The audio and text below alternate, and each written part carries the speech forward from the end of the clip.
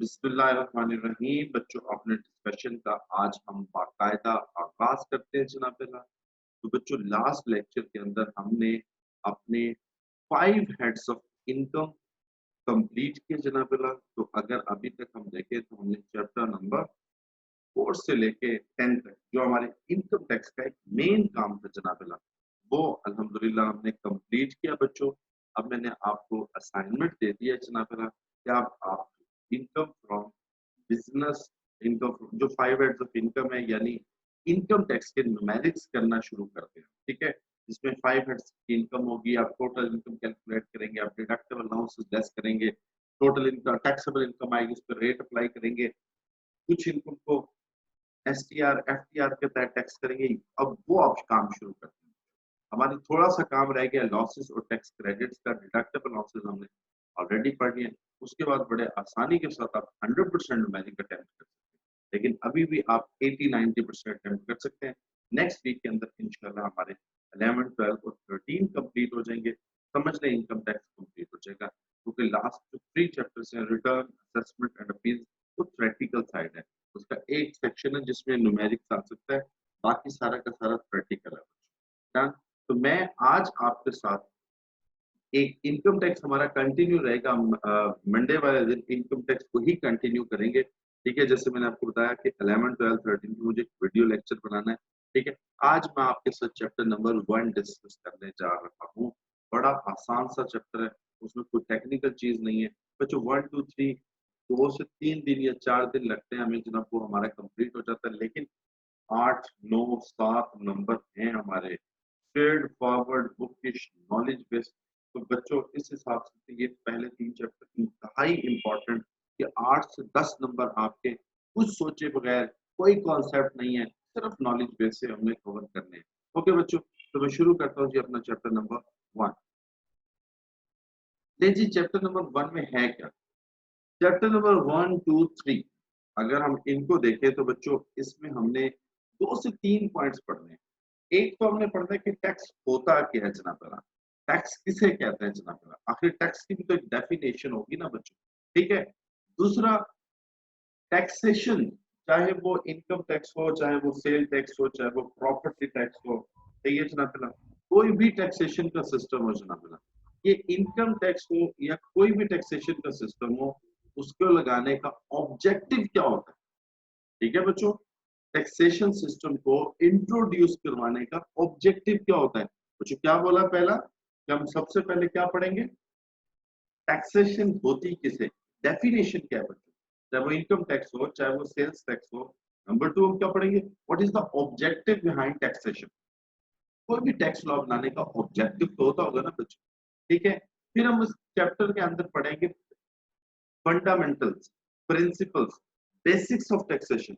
कि जब भी कोई टैक्स लॉ, मैं फिर कह रहा हूँ इनकम टैक्स की बात नहीं कर रहा हूँ, मैं सेल टैक्स की बात नहीं कर रहा हूँ, मैं प्रॉपर्टी टैक्स की बात नहीं कर रहा हूँ, मैं एक्साइज टैक्स की बात, कस्टम टैक्स, जितने भी टैक्सेशन है पाकिस्तान के अंदर, उनके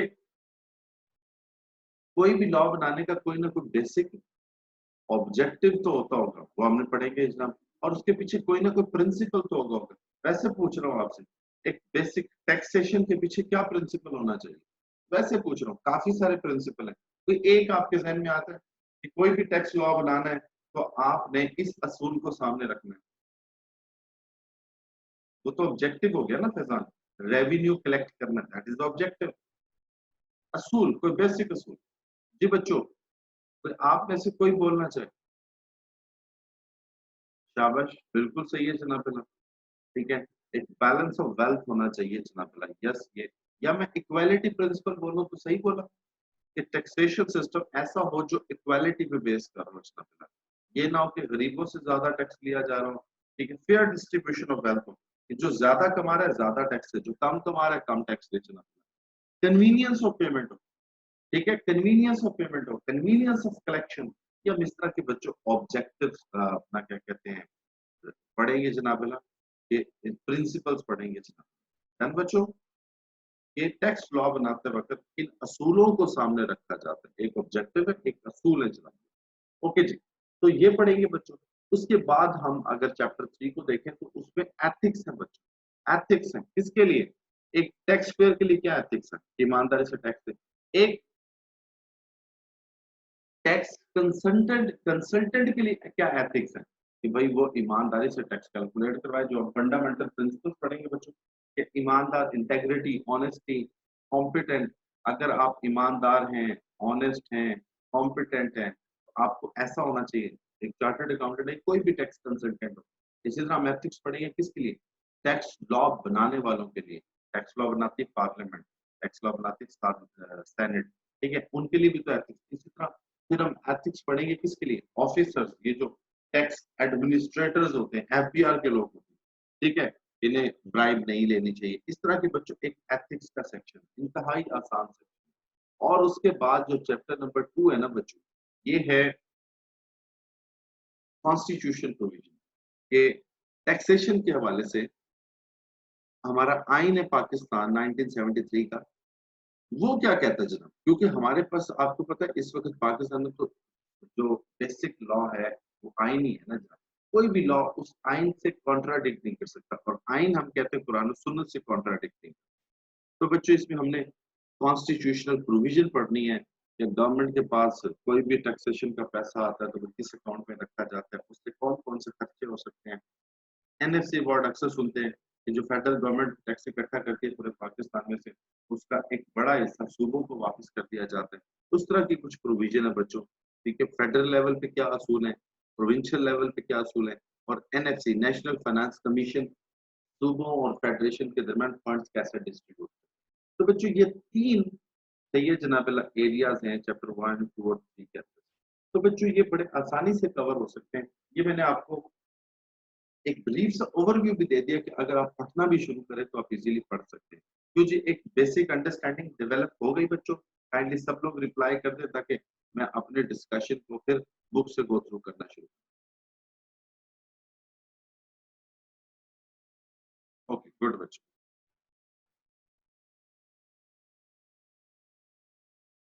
ले जी, मैं अब अपना पहला क्वेश्चन करने लगा हूँ जी, ठीक है। टैक्सेशन किसे कहते हैं और उसका ऑब्जेक्टिव क्या होते हैं? Taxation is defined in many ways. Logic, valid definition.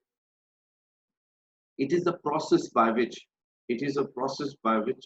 the power for sovereign government through its law-making body raises revenue in order to use it for expenses of government.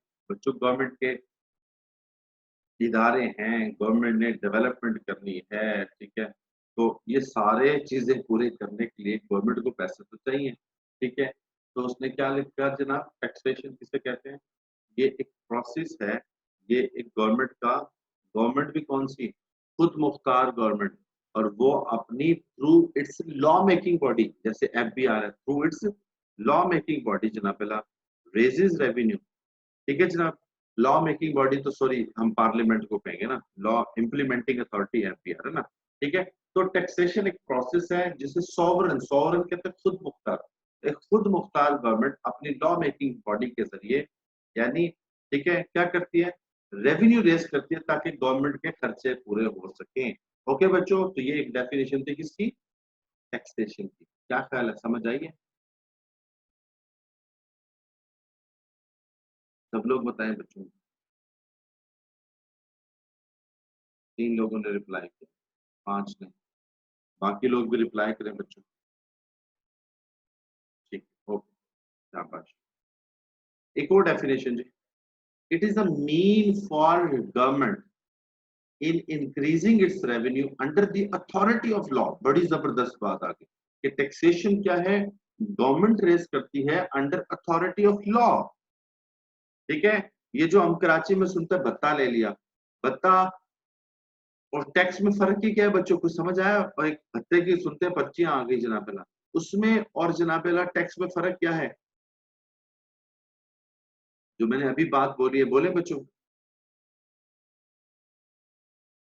Authority of law, कि government जो जिसे कहते हैं ना tax, उसके पीछे law होता है, अथॉरिटी होती है क्या? ठीक है जनाबेला, जबकि उसके पीछे कोई लॉ नहीं है जनाबेला, ठीक है ना जनाबेला।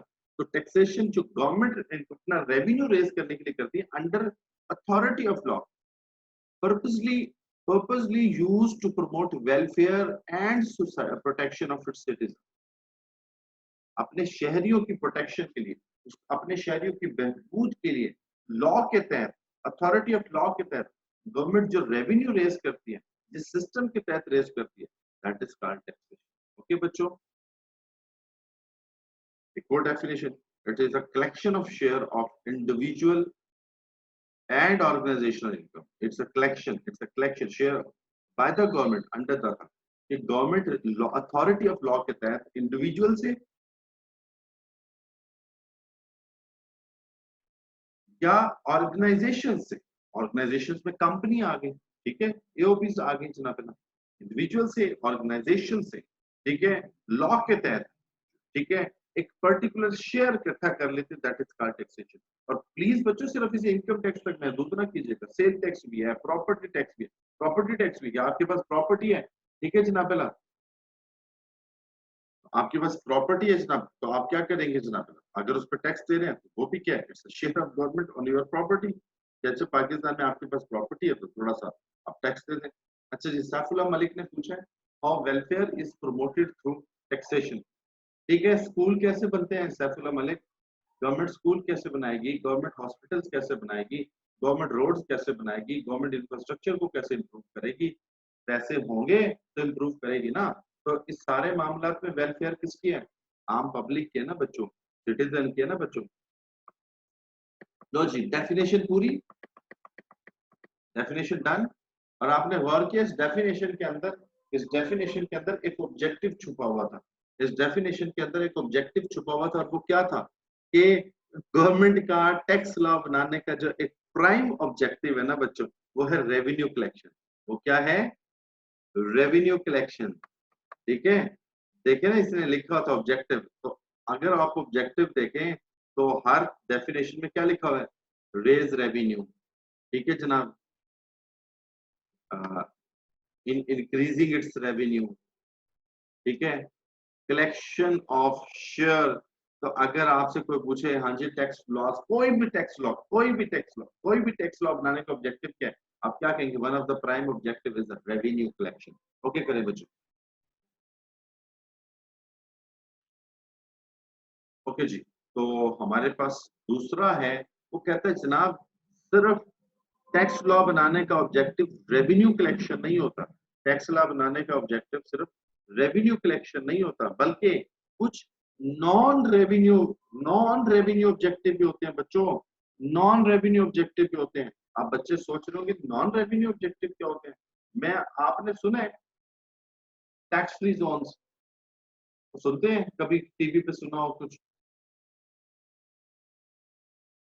ठीक है जी, टैक्स फ्री जोन सुनते हैं, बोले बच्चों। अच्छा, इसी तरह अब आपने मुझे बताया इनकम टैक्स में बहुत सारी जगहों पे एग्जाम्पशन पड़ी है कि नहीं पड़ी, मसलन एग्रीकल्चर इनकम पे पड़ा था कि एग्जाम्प्ट फ्रॉम टैक्स, सही है जी। तो मुझे बताएं, क्या किसी किसी को इनकम के ऊपर टैक्स एग्जाम्प्ट करना रेवेन्यू ऑब्जेक्टिव है, बोले बच्चों। इसमें तो रेवेन्यू, अच्छा, किसी, अगर मसलन एक्सपोर्ट्स पे आप कहते हैं जनाब 0% टैक्स लगेगा, एक्सपोर्ट्स पे 0% टैक्स लगेगा, तो मुझे बताएं क्या गवर्नमेंट के पास टैक्स इकट्ठा होगा, नहीं होगा ना। तो इसका मतलब क्या है कि इसके पीछे रेवेन्यू नहीं, कोई और ऑब्जेक्टिव है। अगर मैं आपसे पूछूं, अब मेरी बात आप पिक कर गए होंगे जनाब, आप मुझे बताएं एग्रीकल्चर सेक्टर को एग्जम्पशन देने का क्या मकसद होगा, कोई रेवेन्यू के अलावा ही होगा ना। Yes, promote the agriculture sector, agriculture sector को प्रमोट करना, तो ताकि हमारा एग्रीकल्चर, क्योंकि हम एग्री बेस्ड इकोनॉमी है, एग्रीकल्चर सेक्टर प्रमोट करेगा तो हमारी टेक्सटाइल इंडस्ट्री उठेगी जनाब। पहला एक्सपोर्ट्स पर टैक्स ना लगाने का मकसद कि हमारे जो बिजनेसमैन हैं इंटरनेशनल मार्केट में compete कर सकें। अगर हम टैक्स लगा दें तो उनकी कॉस्ट ऑफ प्रोडक्शन ये चीज महंगी हो जाएगी, तो इंटरनेशनल मार्केट में तो सेल नहीं कर सकेंगे, तो हमारे पास फॉरेन रिजर्व्स आ सकेंगे बच्चों। अगर फॉरेन रिजर्व्स नहीं होंगे तो हम इंपोर्ट कहां से करेंगे, डॉलर किस कहां से देंगे जनाब, ठीक है बच्चों। तो taxations are primarily revenue yielding tool. Revenue yielding tool होता है, revenue by the government of modern ages. ये अगर देखा जाए तो primarily तो government का revenue yielding tool ये government level tax in order to achieve the following objectives. ठीक है, अब वो लिखता है for collection of revenue to run the government, to use as a tool for implementation of policies. ठीक है, गवर्नमेंट जनाब अगर किसी सेक्टर को प्रमोट करना चाहती है तो लॉ ऐसा बना दे। मसलन मैं आपको बताऊं, to use as a tool for implementation, अगर इंपोर्ट को डिस्करेज करना है ना, सिंपल टैक्स रेट बढ़ा दें, सही है ना। तो गवर्नमेंट ने अगर अपनी पॉलिसीज किसी सेक्टर को डिस्करेज करना हो ना कि इस सेक्टर में लोग इन्वेस्ट ना करें तो टैक्स रेट्स बढ़ा दें, किसी सेक्टर को प्रमोट करना हो तो टैक्स लॉज रिलैक्स कर दें। तो गवर्नमेंट की पीछे पॉलिसी क्या होती है, जो गवर्नमेंट ने अपनी पॉलिसी वो टैक्स लॉज के जरिए इंप्लीमेंट करवा सकती है। समझे ये बात, टैक्स लॉज ऐसे बना दे कि लोगों का रुझान उसके अकॉर्डिंगली हो जाए जनाब। डन। अच्छा जी, fair distribution of wealth. Fair distribution ये बड़ा जबरदस्त ऑब्जेक्टिव है जनाब। क्या कि जो ज्यादा कमा रहा है उससे ज्यादा टैक्स लिया जाए, जो कम कमा रहा है उससे कम टैक्स, गरीबों पे खर्च किया जाए, अमीरों से कलेक्ट किया जाए। कोई भी लॉ बनाए तो ये पीछे ऑब्जेक्टिव चल रहे हो।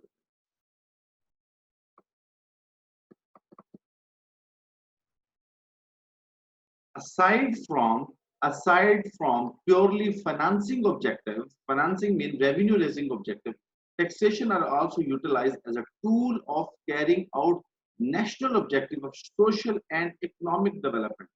सही है, तो इसके बच्चों बहुत सारे नॉन रेवेन्यू ऑब्जेक्टिव होते हैं सोसाइटी और इकोनॉमी को बेहतर बनाने के लिए जनाब। बहुत सारे टैक्स लॉ बनाए जाते हैं, तो उसने लिखा है to strengthen anemic enterprises by granting them tax exemptions or other conditions or incentive for growth.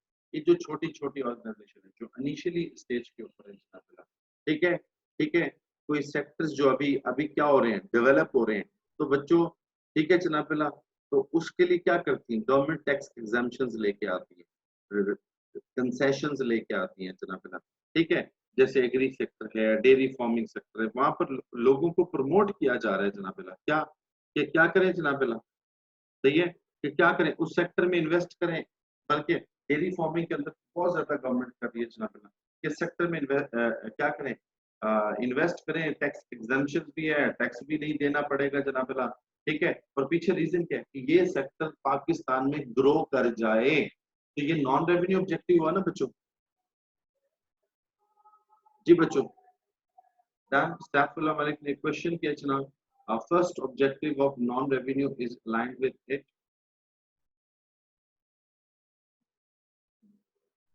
ये यहाँ से शुरू हो गए ना, यहाँ से फर्स्ट ऑब्जेक्टिव शुरू हुआ है सैफुल्लाह। पहले वाला तो कंबाइन लिखी हुई है कि जेनेरिक लिखा हुआ है, ये जो ऊपर वाले तीन है तो उसमें रेवेन्यू और नॉन रेवेन्यू दोनों बातें की हुई है। ठीक है, यहाँ से शुरू हो गए नॉन रेवेन्यू। पहला तो देखे ना ऊपर वाले बुलेट में तो रेवेन्यू।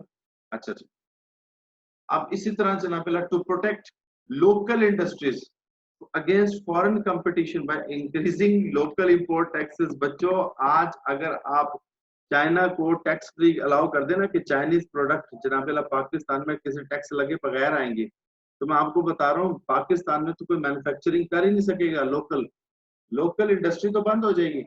समझ रहे बात को। तो कई दफा इंपोर्ट पे टैक्स इसलिए लगाए जाते हैं कि पाकिस्तान में बिजनेस चलता रहे। तो जो मुल्क इंपोर्ट बेस्ड हो जाते हैं वो फिर सरवाइव नहीं कर सकते, उनकी इकोनॉमी खत्म हो जाती है। तो मैं आपको बता रहा हूँ कि इंपोर्ट्स को डिस्करेज करने के लिए और लोकल लोकल मैन्युफैक्चर को प्रोटेक्ट करने के लिए ऐसे टैक्स लॉ बनाए जाते हैं कि लोग इंपोर्ट करें ना, इंपोर्ट करें तो वो लोकल से महंगी हो जाए। ओके बच्चों, तो नॉन रेवेन्यू ऑब्जेक्टिव हुआ ना। As a bargaining tool with other countries, दो कंट्रीज के दरमियान, मसलन अगर कोई चीज हमने इंडिया से इंपोर्ट करनी है और इंडिया को हमसे चाहिए, तो आप टैक्सेशन लॉ के जरिए बार्गेनिंग कर सकते हैं ना जी, कि हमारा तो टैक्स लॉ ये कहता है, हमारा टैक्स लॉ ये कहता है। ठीक है, तो दो कंट्रीज के दरमियान बार्गेनिंग टूल के तौर पे भी टैक्सेशन लॉ को आप एग्जाम्पशंस दे दें, तो हो सकता है वो भी एग्जाम्पशंस देते हैं। अच्छा जी, to counter the effect of inflation. ठीक है, अब अगर आप देखें तो अगर जिस तरह से गवर्नमेंट कल बजट के हवाले से जनाब एक समरी पेश की गई पार्लियामेंट में, तो क्या कह रहे हैं जी, कोरोना है, इन्फ्लेशन है, हमने देखे टैक्स लॉज मजीद नई टैक्स लगाए, या जो टैक्स लगाए तो उनमें थोड़ी रिलैक्सेशन दी है। तो पीछे मकसद क्या था कि भाई आगे इन्फ्लेशन है, आगे बिजनेस बैठा हुआ है, तो टैक्स लॉ लगा के मजीद मुश्किल लाएं, टैक्स लॉ कम करेंगे ताकि इन्फ्लेशन और ये जो बेसिकली कोरोना पेंडेमिक आया इसका इफेक्ट क्या हो सके, कम हो सके। तो ये नॉन रेवेन्यू ऑब्जेक्टिव हुआ ना बच्चों, बोले बच्चों, to reduce inequality in distribution of wealth. ठीक है, अमीरों से लिया जाए, गरीबों से लिया जाए, गरीबों पे खर्च किया जाए, that is another non revenue. जो इनइक्वालिटी है, इम्बैलेंस है अमीर और गरीब का, उसको किसी तरीके से कम। इसीलिए लग्जरी आइटम्स की इम्पोर्ट के ऊपर बहुत ज्यादा, अगर आप एक चीज लग्जरी आइटम मतलब कोई इम्पोर्टेड गाड़ी या कोई और चीज इम्पोर्ट करते हैं, लग्जरी है, ठीक है, और वो 10 लाख के, तो यकीन करें कई दफा 20-20 लाख टैक्स दे रहे होते हैं, तो वो चीज आपको 30 लाख में पड़ रही होती है। To promote science, invention, finance, education, and maintaining and improving efficiency of local forces. To promote science and invention. ठीक है, financial education, finance education activities. कई दफा क्या होता है कि जो लोग रिसर्च कर रहे होते हैं, जो बिजनेसेस रिसर्च कर रहे होते हैं, जो बिजनेसेस इन्वेंशन कर रहे होते हैं, उन्हें टैक्स लॉ में इंसेंटिव्स दिए जाते हैं, उन्हें टैक्स क्रेडिट्स दिए जाते हैं, टैक्स में रियायत दी जाती है ताकि लोग साइंस इन्वेंशन, ठीक है, इन साइडों पे इन साइडों पे ज्यादा है। या वो कहा जाता है कि जितने आप लोकल पाकिस्तानियों को जॉब देंगे आपको टैक्स में छूट मिलेगी। तो बच्चों मुझे बताएं, सही है जनाब अल्लाह, तो ये भी क्या हुआ जनाब अल्लाह, ये नॉन रेवेन्यू ऑब्जेक्टिव हुआ ना जी। ठीक है अली रिजवाना, अली रिजवाना ठीक है जी, जो आप कह रहे हैं डन। अच्छा जी, to implement laws which eliminate discrimination among various elements in the markets and businesses। ठीक है जनाब, discrimination among various elements in the market and businesses। sometime market में जो डिस्क्रिमिनेशन होता है बिजनेसेस के दरमियान, मैंने जैसे बोला कि जो छोटे बिजनेसेस हैं बड़े बिजनेसेस का बच्चों मुकाबला नहीं कर सकते, बड़े बिजनेसेस के पास इकोनॉमीज ऑफ स्केल होती है, सही है। तो फिर लॉज ऐसे बनाए जाते हैं बच्चों, ताकि जनाब जो बड़ा बिजनेसमैन है छोटे बिजनेसमैन को उस तरह से ज्यादा टैक्स में इंसेंटिव देते हैं, बड़े बिजनेसमैन को ज्यादा टैक्स लगा दें, तो ये जो बेसिकली बड़ा बिजनेसमैन क्या कर सकता है, अपनी मोनोपोली क्रिएट रख सकता है जनाब, उसको कम किया जा सकता है। ठीक हो गया बच्चों। To discourage certain undesirable sectors and activities. कुछ सेक्टर्स ऐसे होते हैं, गवर्नमेंट का बेसिकली ऑब्जेक्टिव ये होता है कि उस सेक्टर को बंद कर दिया जाए, सही है, या उस सेक्टर के अंदर जनाब यस टोबैको हो गया, टैक्स बहुत ज्यादा लगा दें, टैक्सेशन बहुत ज्यादा लगा दें जनाब, ठीक है, अल्कोहलिक प्रोडक्ट है आपके पास, टोबैको है, आर्म्स, आर्म्स की जनाब प्रोडक्शन है, तो ये देखें अगर आप आर्म्स वगैरह जो है असला, तो गवर्नमेंट के पास ही है ना, तो वो प्राइवेट लोगों को उसकी तैयारी का बेसिकली लाइसेंस या अलाउ नहीं करती, उसका सादा तरीका कार के आप टैक्स लॉज इतने सख्त बना दें, इतने ज्यादा क्या करते हैं जनाब स्ट्रिक्ट करते हैं, इतने ज्यादा रेट हाई करते हैं कि लोग उस सेक्टर में इन्वेस्ट ही ना। तो ये थे बच्चों क्या, नॉन रेवेन्यू ऑब्जेक्टिव। प्लीज बच्चों ओके कर दें ताकि हम अपनी बात को फिर आगे कंटिन्यू कर सकें।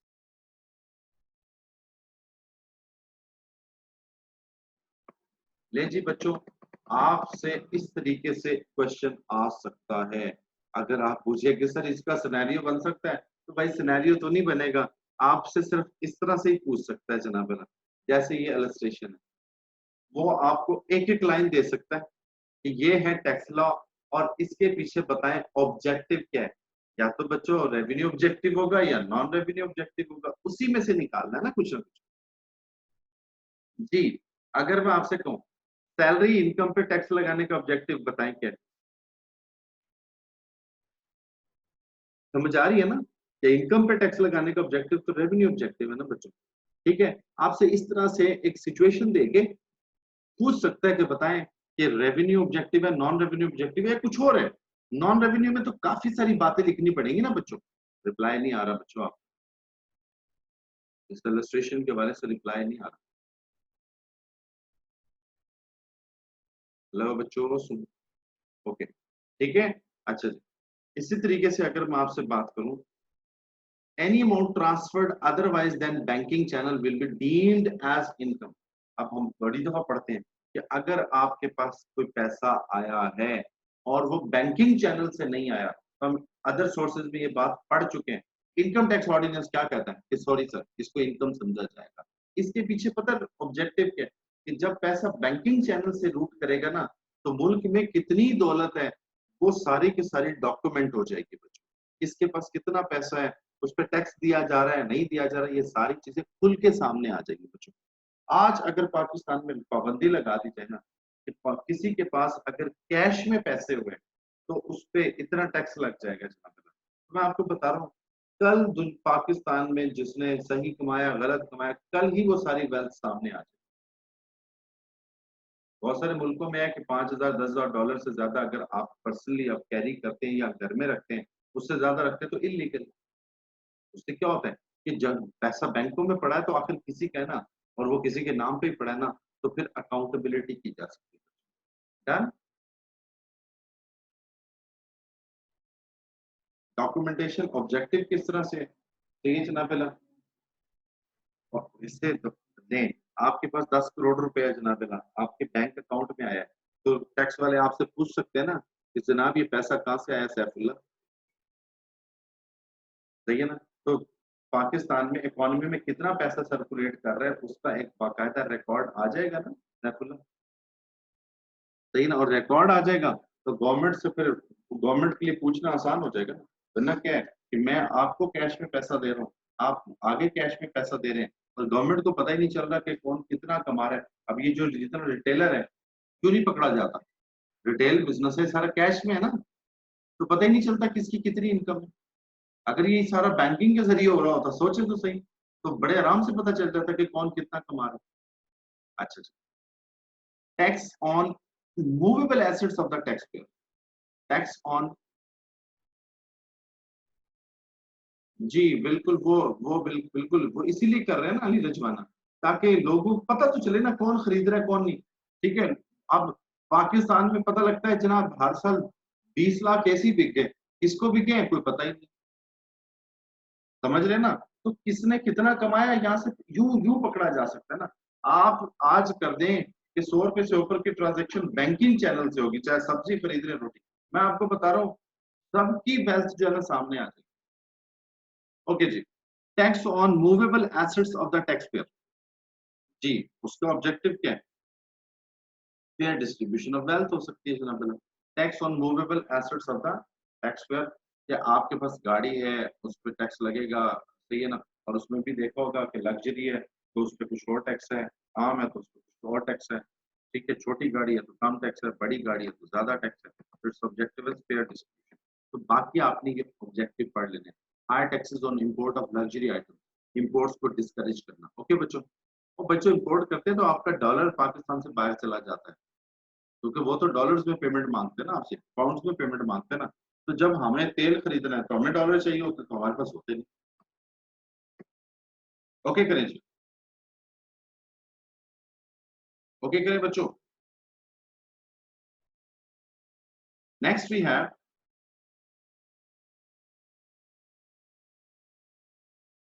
Next we have tax as a mean for development. वही नॉन रेवेन्यू ऑब्जेक्टिव ही चल रहा है।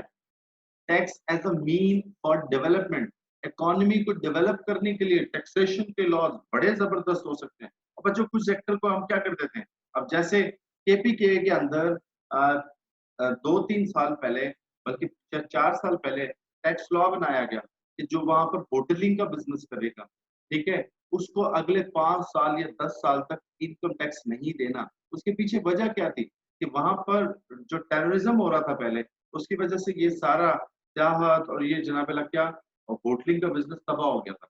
अब वहां पर इस चीज को ग्रो करवाने के लिए, डेवलप करवाने के लिए क्या किया है, उसको जनाब मुकम्मल तौर पे क्या एग्जाम्पशन दे दी। तो टैक्सेशन लॉ को आप as a mean for development के तौर पे यूज कर सकते हैं। ओके करें बच्चों।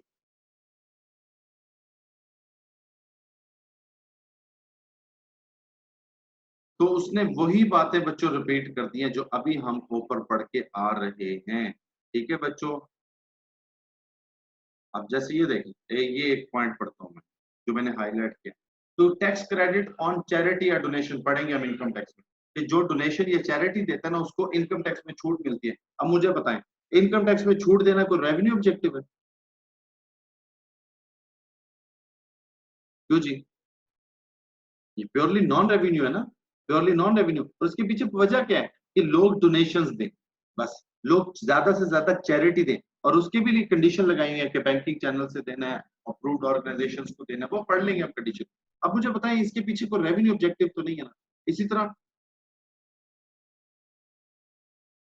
To tax exemption to charity organisation, educational institution to promote, बहुत सारे एजुकेशनल इंस्टीट्यूशंस को, चैरिटी ऑर्गेनाइजेशंस को टैक्स है। एक तो मैं चैरिटी दे रहा हूँ, आप चैरिटी दे रहे हैं, हमें भी टैक्स में छूट मिलेगी। और जो ऑर्गेनाइजेशंस है ऐसी, उनको भी टैक्स में छूट है, ताकि एजुकेशन को और इस तरह की एक्टिविटीज को प्रमोट किया जा सके, बूस्ट किया जा सके। ओके बच्चों, डन बच्चों। आखिरी भी पढ़ देता हूँ जी। Tax incentive for agro based project to promote agriculture, ये पहले बता चुका हूँ। लो जी, हमने डेफिनेशन पढ़ ली बच्चों, और रेवेन्यू और नॉन रेवेन्यू ऑब्जेक्टिव पढ़ लिए जनाब। अब हम क्या पढ़ने जा रहे हैं, मैंने आपको बताया था, बेसिक्स ऑफ टैक्स लॉज या principles of tax laws, canons of tax laws. तीन लफ्ज बोले हैं, प्रिंसिपल, बेसिक्स, कैनन्स। एक ही जैसा मतलब है, एक ही जैसी बातें लिखी हुई है जनाब। 3 से 4 दिन लगेंगे अली, ठीक है, क्योंकि कुछ लोग फिजिकल सबमिट करवा रहे हैं और कुछ नापेला सॉफ्ट में दिए हैं, तो उसको लिए टूल्स भी चाहिए सॉफ्ट में चेक करने के लिए, और टाइम भी चाहिए, ठीक है। तो इंशाल्लाह ताला 3 से 4 दिन में टेस्ट चेक करके आपके साथ डिस्कस इंशाल्लाह मंडे ट्यूसडे को कर लूंगा, लेकिन रिटर्न होने में 3-4 दिन, ठीक है अली। डिस्कशन इंशाल्लाह मैं उस पर आपको अगले करता हूँ। ओके जी, ले जनाब 2.1 बेसिक्स ऑफ टैक्स लॉस, ठीक है बच्चों। टैक्स लॉ बनाते वक्त एडम स्मिथ की famous book Wealth of Nations has elaborated the following canons of taxation. Please अल्लाह का नाम लिखिएगा, ऐसे ना लिख के आइएगा, ये कोई मैट्रिक का या एफएससी का पाक स्टडीज का पेपर नहीं है, या आप एडम स्मिथ का नाम जरूर लिखें। अगर आपसे पूछा जाए बेसिक्स ऑफ टैक्सेशन लिखें या कैनन्स ऑफ टैक्सेशन लिखें, क्या लफ्ज यूज किया? कैनन्स ऑफ, कैनन्स कहते हैं प्रिंसिपल्स को, कैनन्स ऑफ टैक्सेशन आ जाए, ये बेसिक्स ऑफ टैक्सेशन आ जाए, ठीक है बच्चों। तो आपने पहला प्रिंसिपल क्या लिखना है बच्चों, बोले? पहला प्रिंसिपल, प्रिंसिपल ऑफ इक्वालिटी, ठीक है जनाब। पहला इक्वालिटी प्रोपोर्शन तो क्या है, मतलब किसी ने 10,000 कमाया तो उससे कम टैक्स लो भाई, किसी ने 1 करोड़ कमाया तो, ठीक है। तो इक्वालिटी होनी चाहिए ना बच्चों। तो अक्सर अगर आपने इनकम टैक्स के स्लैब्स भी देखे हो, तो वो क्या है, प्रोपोर्शनेट है जनाब, ठीक है। आज जो ज्यादा कमाता है उसको टैक्स रेट, तो इक्वालिटी का प्रिंसिपल समझते हैं। इसके बाद क्या है जनाब, सर्टेनिटी, एक प्रिंसिपल ऑफ सर्टेनिटी होना चाहिए। मुझे पता हो कि मैंने कितना टैक्स देना है, मुझे क्लैरिटी, टैक्स लॉस क्लियर होने चाहिए, टैक्स लॉस के अंदर कोई इम्बिग्विटी नहीं होनी चाहिए जनाब। तो मुझे पता हो कि मेरा कितना टैक्स बनना है और मैंने कितना टैक्स देना है जनाब। Convenience of payment, convenience of tax पे करना मेरे लिए आसान हो, टैक्स पे करना बच्चों मेरे लिए क्या हो, आसान हो, that is called convenience of payment जनाब। मुश्किल ना हो। अभी हम सुनते ना कि टैक्स रिटर्न का फॉर्म बड़ा कॉम्प्लेक्स है, ठीक है, उसकी रिक्वायरमेंट बड़ी कॉम्प्लेक्स है, तो टैक्स देने के लिए लोग तो तैयार हो जाते हैं, लेकिन उस प्रोसेस, उसकी कॉम्प्लेक्सिटीज में बहुत ज्यादा फंस जाते हैं, ठीक है। तो टैक्सेशन सिंपल होनी चाहिए, कन्वीनियंट होनी चाहिए जनाब। ओके, इकोनॉमीज ऑफ कलेक्शन, क्या बच्चों? अच्छा मुझे एक बात बताएं, अगर गवर्नमेंट ने टैक्स इकट्ठा किया, फर्ज करो 10 अरब, और उसको इकट्ठा करने में आपको जो एम्प्लॉइज रखने पड़े, आपको जो पूरा एक सेटअप लगाना पड़ा, उसको इकट्ठा करने में लगा 11 अरब रुपए, तो सही है। टैक्स इकट्ठा हुआ 10 अरब, और उसको इकट्ठा करने में आपका जो खर्चा हो गया गवर्नमेंट का 11 अरब, जी बेहतर क्या था, टैक्स ना ही लगा। तो इकोनॉमीज ऑफ कलेक्शन भी होना चाहिए, सही है। तो टैक्स ज्यादा इकट्ठा हो और उसको कलेक्ट करने में कम पैसे खर्च होने चाहिए। ओके बच्चों, तो tax should be not expensive to collect and should not discourage business, सही है। उसको इकट्ठा करना भी मुश्किल ना हो जनाबेला, सही है, और इतना ज्यादा भी ना हो कि जनाबेला लोग बिजनेस करने से ही भाग जाएं, ओके करें बच्चों।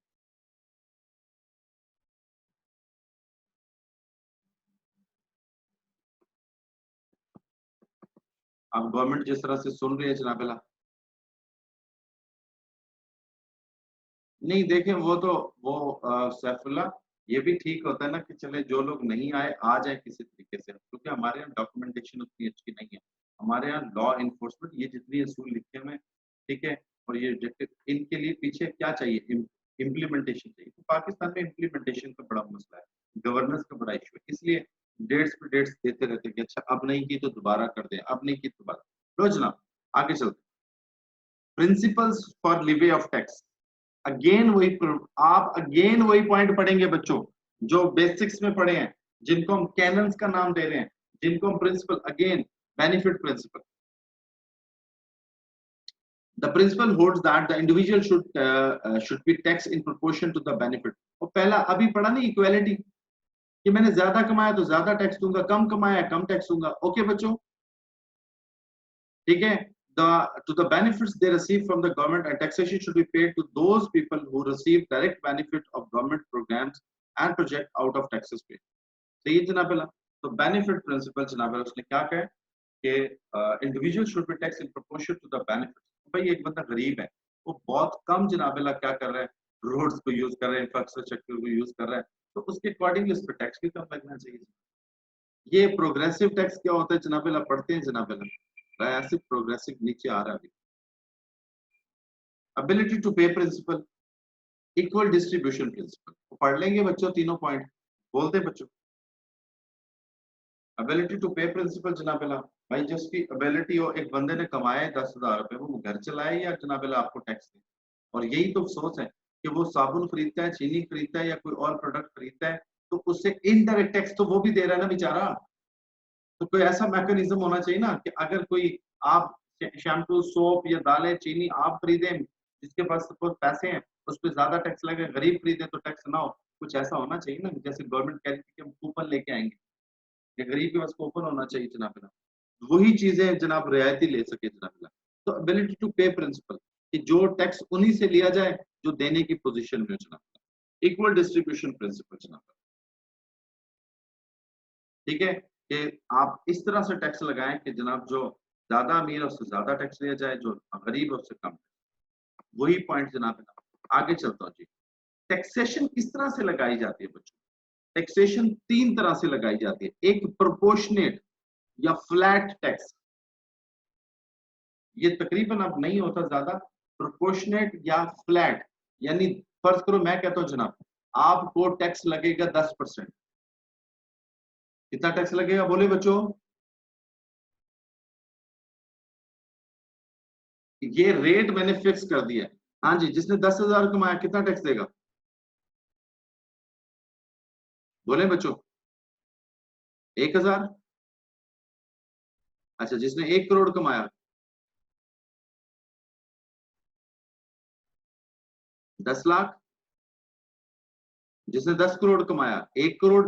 परसेंटेज चेंज हो रही है।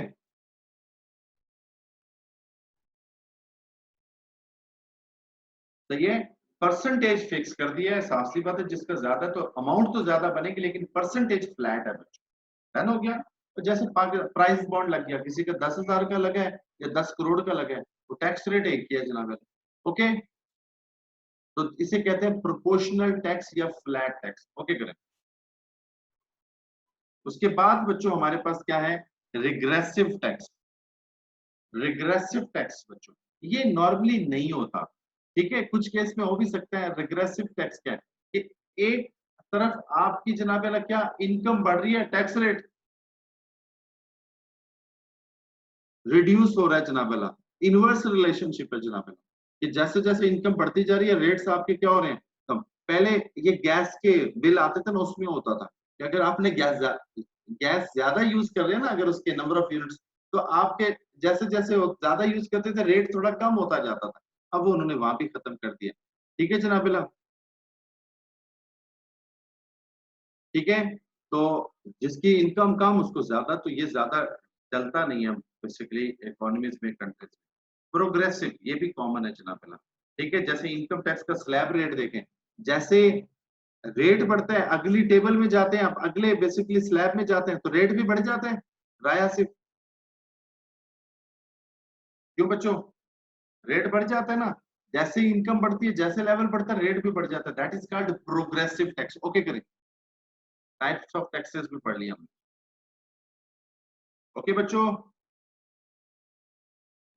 लो जनाब, फिर क्या आगे बच्चों?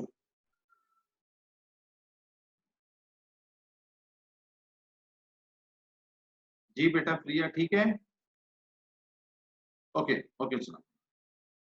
अच्छा, कैरेक्टरिस्टिक्स ऑफ टैक्स लॉस। बच्चों टैक्स लॉस के अंदर वही बेसिकली क्या खूबियां होनी चाहिए, टैक्स लॉस के अंदर क्या करेक्ट, ये तो टैक्स की डेफिनेशन में छुपा हुआ है जनाब। पहला ऑब्जेक्टिव से निकालिए point number one, it's a enforce contribution. बच्चों जो भी टैक्स लॉ होता है उसके पीछे लॉ की अथॉरिटी होती है, गवर्नमेंट की जनाब कानून मौजूद होता है जनाब। मसलन ऐसा नहीं है कि वॉलंटरी है कि कोई नहीं देता तो ना दे, ना ना ना, ना। इट्स अ इन्फोर्स कंट्रीब्यूशन, ये कोई वॉलंटरी नहीं है। अगर आप नहीं देंगे तो आप पे पेनल्टीज लगेगी, फाइन लगेगी, इम्प्रिजनमेंट हो सकती है। Number two, tax is generally payable in cash और बैंक। जो नहीं पे करता तो उसकी तो प्रॉपर्टी भी जब्त हो सकती है। टैक्सेशन, टैक्सेस नॉर्मली कैश में पे किए जाते हैं। क्यों जी, ये कैरेक्टरिस्टिक्स होता है कि नहीं होता, बोले बच्चों?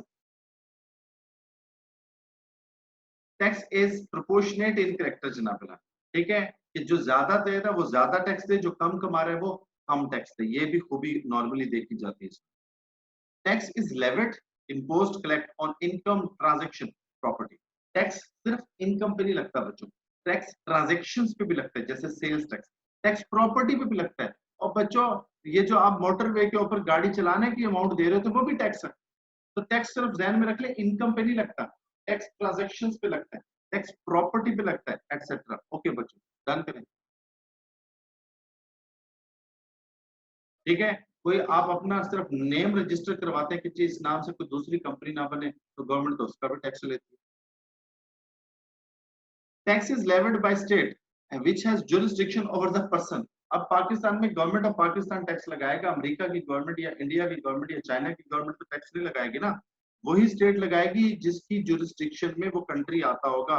जुरिसडिक्शन होते हैं जिसमें area of exercise of power. Okay बच्चों, area of exercise of tax is levied by the law making authority body of the state। ठीक है, टैक्स कैसे लगाती है गवर्नमेंट, उसकी एक लॉ मेकिंग बॉडी है, जैसे पाकिस्तान में पार्लियामेंट है, दुनिया में होती है जनाब। ठीक है, और tax is levied for public purpose. अक्सर टैक्स लगाने का मकसद होता है पब्लिक की वेलफेयर करना, पब्लिक के मंसूबों पे खर्च करना, पब्लिक सेक्टर को, सिटीजन को प्रोटेक्ट करना। अक्सर कहते नहीं पाकिस्तान में जनाब जो सियासतदान है वो पब्लिक छोड़े, गवर्नमेंट टैक्स का पैसा अपने पर्सनल फायदों में यूज कर लेते हैं, जबकि उसका मकसद क्या होता है, पब्लिक पर्पस होता है। ओके बच्चों,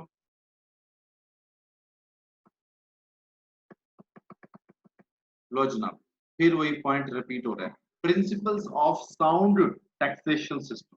वही जो करेक्टरिस्टिक्स पढ़े थे, वही जो बेसिक्स पढ़े थे। Number one, fiscal adequacy.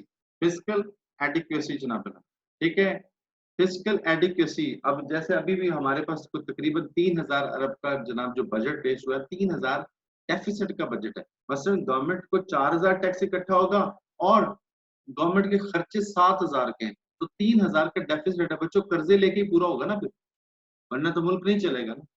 तो फिजिकल डेफिसिट क्या है कि टैक्स इस तरह से हो कि गवर्नमेंट अपने खर्चे पूरे कर सके। मसलन गवर्नमेंट ने अस्पतालों पे, एजुकेशन पे, रोड्स पे, इंफ्रास्ट्रक्चर पे और दूसरे फैसिलिटीज देने पे अगर उन्हें 10,000 अरब की जरूरत है जनाब, तो गवर्नमेंट के पास टैक्सेशन के जरिए जनाब 10,000 अरब इकट्ठा तो होना चाहिए ना बच्चों। इसको कहते हैं फिजिकल एडिक्वेसी। ओके करें, इक्वालिटी का प्रिंसिपल होना चाहिए, एडमिनिस्ट्रेटिवली फिजिबल होना चाहिए। ठीक है जनाबिला, कि मैंने बताया कि जनाब क्लियर हो, प्लेन हो, टैक्स पेयर को भी आसानी हो जनाबिला। ठीक है, ट्रेंड स्टाफ हो, ताकि जनाबिला टैक्स देने वाला भी बड़ा आसान फील करे, टैक्स डिपार्टमेंट भी कंफर्टेबल हो। इसीलिए गवर्नमेंट में जो लोग, ये सबसे बड़ा चैलेंज क्या है कि जो एफबीआर के अंदर लोग पड़े बैठे हैं उनको समझ ही नहीं है उस तरह से। ठीक है ना, तो एडमिनिस्ट्रेटिवली फिजिबल होना चाहिए। ध्यान बच्चों कि टैक्स पेयर को किसी किस्म की मुश्किल नहीं आ रही। कंसिस्टेंसी और कंपैटिबल विद इकोनॉमिक गोल। बच्चों कंट्री की इकोनॉमी कैसी है उसके हिसाब से टैक्स लॉ बनाना है। अब मसलन अगर टैक्स रेट ज्यादा कर दिए जाए इस कोरोना पेंडेमिक के अंदर, क्राइसिस के अंदर, जब इकोनॉमी हमारी बैठ रही है, तो जनाब बिल्कुल ही इकोनॉमी बैठ जाएगी ना। अब इस वक्त जरूरत है पाकिस्तान में इकोनॉमी को ग्रो करने की, तो अब टैक्सेशन को थोड़ा रिलैक्स करना पड़ेगा। ऐसे ही है। तो गवर्नमेंट ने क्या कहा था थोड़े दिन पहले, याद करें, कि जो कंस्ट्रक्शन इंडस्ट्री में पैसा लगाएगा उससे हम पूछेंगे नहीं, उससे हम पूछेंगे नहीं पैसा कहाँ से आया।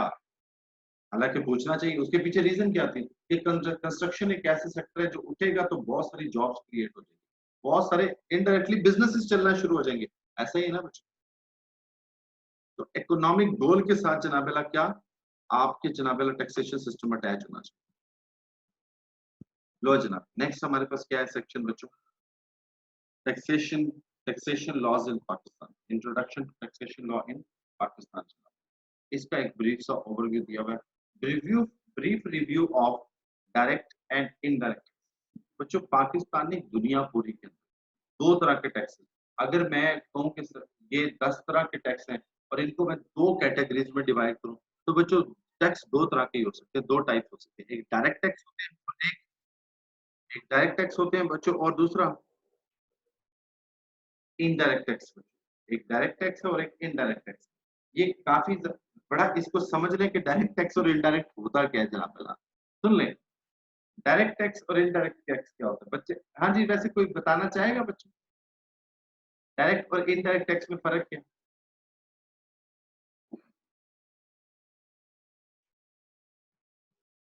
जी बच्चों, नहीं एग्जांपल नहीं देनी रहा है यहाँ से। Direct indirect tax like sales tax, फर्क क्या है? चले मैं बताता हूँ, मैं बताता हूँ आसान तरीके से। ठीक है जनाब, मैं बताता हूँ। नहीं जनाब नहीं, रुक जाए। चले, काफी मेहरबानी, आपने काफी सारी बातें बता दी मुझे जो लॉ में नहीं लिखी हुई थी। ठीक है, इनडायरेक्ट टैक्स क्या होता है? इनडायरेक्ट टैक्स वो होता है, ठीक है बच्चों, इनडायरेक्ट टैक्स वो होता है जो जिसको अल्टीमेटली, जिसको अल्टीमेटली अल्टीमेटली फाइनल कंज्यूमर ने पे करना। जी, इनडायरेक्ट टैक्स क्या होता है बच्चों? बोले, इनडायरेक्ट टैक्स क्या होता है जनाब? जिसने फाइनली, जिसको फाइनली कौन पे करता है? फाइनल कंज्यूमर पे करता है। वो शिफ्ट होते होते होते होते होते होते, ठीक है। तो और डायरेक्ट टैक्स क्या होता है? जिससे रिलेट करता है वही पे करता है। लाइक इनकम टैक्स कौन पे करेगा? जिसने कमाया है। मसलन अगर मैंने 10 करोड़ कमाया तो इनकम टैक्स मैंने ही देना ना बच्चों, ठीक है ना। अच्छा, प्रॉपर्टी टैक्स कौन पे करेगा? जिसकी प्रॉपर्टी है, जिसकी प्रॉपर्टी है। अच्छा, अभी इसके कंपैरिजन में आपको मैं बताता हूँ, इसके कंपैरिजन में बताता हूँ, जरा समझिएगा। सेल टैक्स, सेल्स टैक्स, जरा सुनते जाइएगा बात। अच्छा, मैन्युफैक्चरर ने चीज बनाई, उसने सेल टैक्स लगाया, उसने सेल की किसको? डिस्ट्रीब्यूटर को। अच्छा, डिस्ट्रीब्यूटर ने जब वो सेल की ना आगे, तो उसने फिर सेल टैक्स लगा दिया। अच्छा, होलसेलर के उसकी, होलसेलर ने आगे सेल की रिटेलर को, उसने उस पर टैक्स लगा दिया। अच्छा, रिटेलर ने दे दिया। अब जब रिटेलर ने किसको सेल की? एंड कंज्यूमर को, तो सारा टैक्स फिर उसको दे दिया। तो ये जितने लोग सेल टैक्स आगे शिफ्ट करते जा रहे थे, फाइनली उन्होंने सिर्फ किसको शिफ्ट कर दिया बच्चों? फाइनली मसलन जो कोका कोला की ड्रिंक पी रहे हैं, जो नेस्ले का जूस पी रहे हैं, या जो भी फाइनली प्रोडक्ट कंज्यूम कर जाते हैं, अल्टीमेट टैक्स उस पर जाता है। तो ये बच्चों कस्टम ड्यूटी हो गई, ये फेडरल एक्साइज हो गया, ये सेल टैक्स हो गया, ये सारे इनडायरेक्ट टैक्स हैं।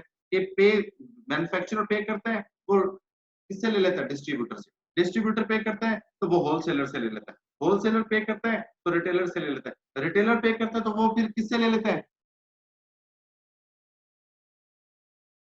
एंड कंज्यूमर से। कंज्यूमर ना, फाइनल कंज्यूमर। डिस्ट्रीब्यूटर भी था कंज्यूमर, यूजर कह लें या कस्टमर कह लें, एंड कंज्यूमर कहें, एंड कस्टमर। ओके बच्चों, तो दैट इज। तो अब उसने बताया कि जनाब डायरेक्ट टैक्सेस होते हैं और इनडायरेक्ट। तो federal government in Pakistan, like most of the taxation system, which is classified in two broad categories, direct and indirect, और उसकी डिस्क्रिप्शन दी हुई है जनाब ने नीचे। डायरेक्ट टैक्सेस में सबसे पहली एग्जांपल कौन सी बच्चों? डायरेक्ट बच्चों, ये एग्जाम में क्वेश्चन आया हुआ है, डायरेक्ट टैक्सेस की 3 एग्जांपल लिखे हैं। पहली एग्जांपल बोलो बच्चों। Income tax. उसके बाद बाकियों के नाम याद रख लीजिएगा बस। दूसरा सीबीटी, कैपिटल वैल्यू टैक्स, जिसके पास लैंड है, जिसके पास बिल्डिंग है, ठीक है। अब मसलन आपने आपने अपने घर बेचा, किसी मिस्टर ए ने मिस्टर बी को बेचा, मिस्टर बी ने खरीदा तो उसने टैक्स दिया, तो मिस्टर बी ही देगा ना, कोई और तो नहीं देगा बच्चों। सही है जी। अच्छा, इसी तरह बी ने सी को बेचा तो सी टैक्स दे रहा होगा जनाब। डन हो गया। तो ये सीबीटी, कैपिटल वैल्यू टैक्स जनाब। इमूवेबल प्रॉपर्टी या ट्रांसफर ऑफ राइट्स वगैरह पे दिया जाता है, तो जो उस ट्रांजेक्शन में इन्वॉल्व होता है वही देता है जनाब। ठीक है बच्चों, दो एग्जांपल याद रहेंगी। तीसरी एग्जांपल याद रहेगी प्रॉपर्टी टैक्स।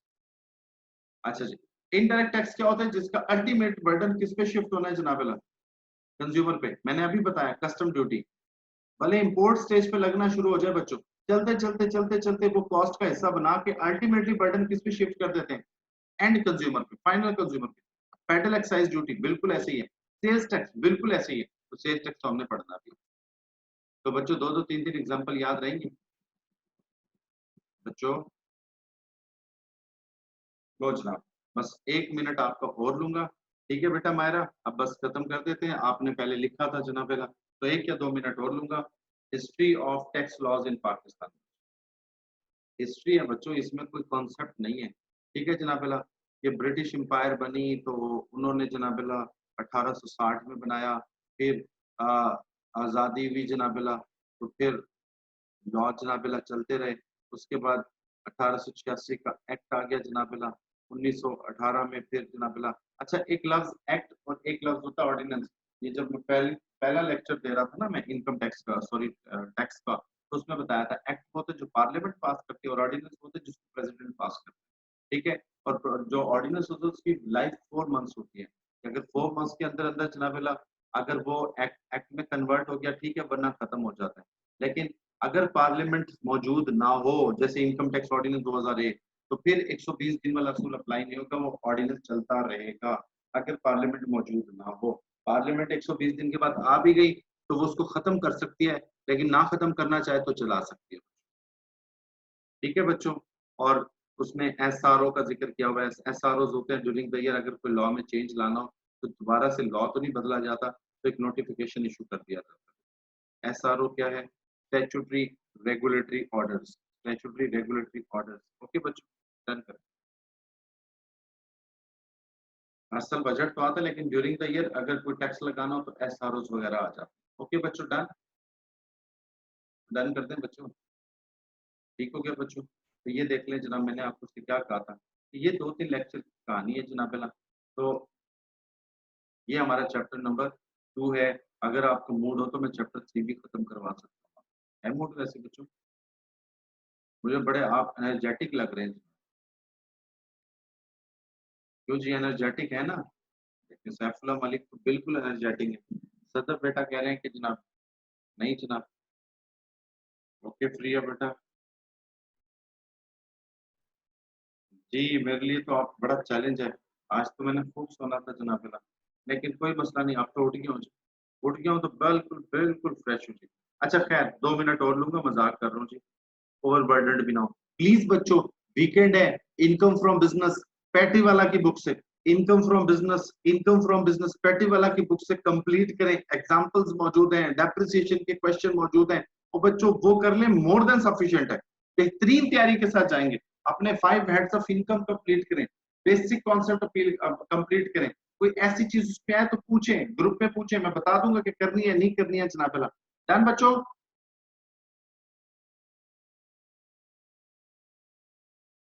बस चैप्टर 3 का मैं ऐसे 10 से 20 सेकंड दूंगा। चैप्टर 3 के पहले एथिक्स बताए मैं, फिर बताए लेजिस्लेटर जो कानून बनाते हैं पार्लियामेंट, उसके लिए एथिक्स क्या है बच्चों, वही है जो चैप्टर 1 में पढ़ा है, कैरेक्टरिस्टिक्स बेसिक्स। टैक्स एडमिनिस्ट्रेटर यानी जो एफबीआर है, टैक्स प्रैक्टिशनर जो आप या दूसरे टैक्स कंसल्टेंट बनेंगे कल को, टैक्स पेयर, ये सब के लिए उसने 1 बाय 1 एथिक्स बताए हैं। दैट्स इट बच्चों। और इसके अंदर एक बताया हुआ है, इसमें बताया हुआ है चैप्टर 2 में कि फेडरल गवर्नमेंट कौन कौन से लॉ बनाती है और प्रोविंशियल गवर्नमेंट कौन कौन से लॉ बनाती है। बच्चों पाकिस्तान में इनकम टैक्स जो है ना प्रोविंशियल गवर्नमेंट लेती है। तो खैर इंशाल्लाह पढ़ेंगे जनाब। इजाजत है बच्चों, इजाजत है बच्चों। ओके बच्चों, thank you very much and Allah Hafiz and stay blessed.